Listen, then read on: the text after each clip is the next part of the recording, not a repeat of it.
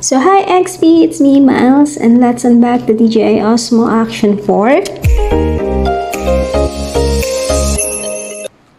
So ayun na nga, at kung mahilig ka sa mga adventure, action, travel, and vlogging na katulad ko, this camera is for you kasi napakaganda ng features nito because it has a stabilization, it has an ultra-wide features that best for vlogging o sa mga videos nyo.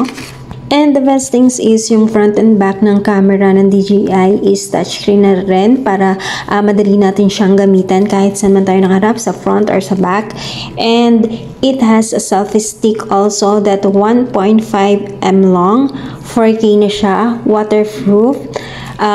Fast charging yung battery niya and voice control features. Pwede tayong mag-voice control and ano nga ba yung mga kasama ng package combo ni DJI?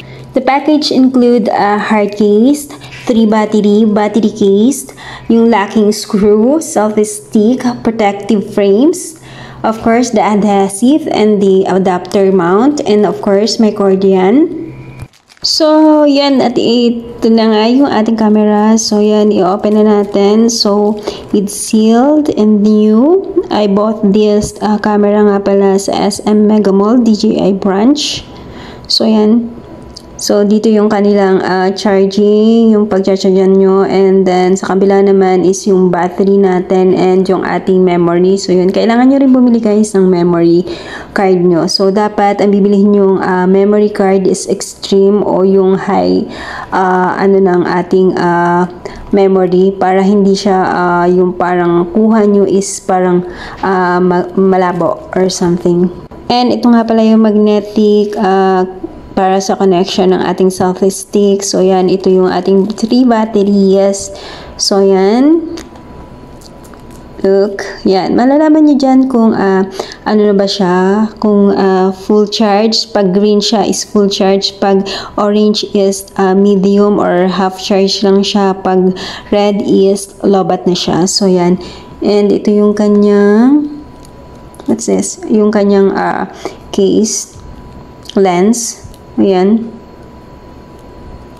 So, yan. At may mga manual nga rin pala silang kasama dito. So, yan. Basahin nyo na lang yung mga do's and don'ts, yung mga safety cautions niya for the camera. So, yan. Wow. So, ito nga pala yung binili ko na SanDisk o yung ating memory card. Extreme yung binili ko. 258 GB. So, para sure na mas maganda talaga yung mas maraming memory. Lalo na't kagaya ko na mahilig mag-shoots ng video. So, yan. And bago nyo nga pala magamit itong DJI Osmo, kailangan nyo muna siyang i-activate. So, yan. Sundin nyo lang yung instruction dyan. And bibigyan din naman kayo ng instruction ng seller or ni Kuya Salesman or kung sino man yung salesman na kausap nyo kung paano nyo siya ma-activate. So, ayan.